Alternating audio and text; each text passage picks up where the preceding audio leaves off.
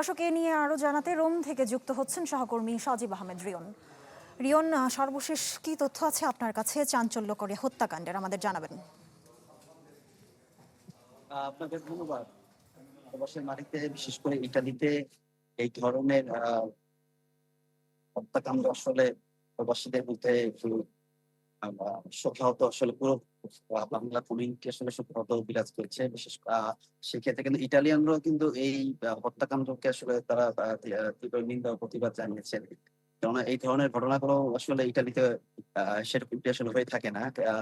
তো যেই কামাল উদ্দিন অর্থাৎ নোয়াখালীর যে কামাল উদ্দিনকে হত্যা করা হয়েছে সপরিবারে গতকালকে রাত্রে ৯টার দিকে এই ঘটনাটি ঘটানো হয় এবং ভাগ্যক্রমে তার বড় ছেলে যার বয়স ১৮ বছর তিনি কিন্তু বাইরে থাকায় তিনি কিন্তু বেঁচে যায় এবং তিনি বাসায় যখন এসে দেখেন ফ্লোরে যখন এই হত্যাকারী যে শাহাদাত নামে আসলে সন্দেহভাজন তাকে চিহ্নিত করা হয়েছে, তিনি কিন্তু ফ্লোরে যে রক্তমাখা যে ফ্লোর ছিল সেগুলো লুকানোর চেষ্টা করছে, গাছগুলো তারা লুকানোর চেষ্টা করছে। এখন এই কামালের বড় ছেলে যখন বাসায় চলে আসে তখনই কিন্তু তার উপর কিন্তু অতর্কিত হামলা হয় এবং হামলা করার পর তিনি বাইরে চলে আসার পর স্থানীয় যারা লোকজন যারা আছে তারা পুলিশকে ফোন করে কিন্তু পুলিশ তারা তাকে উদ্ধার করে এবং যে শাহাদাত যিনি চিহ্নিত করা হয়েছে তিনি কিন্তু পালিয়ে যান।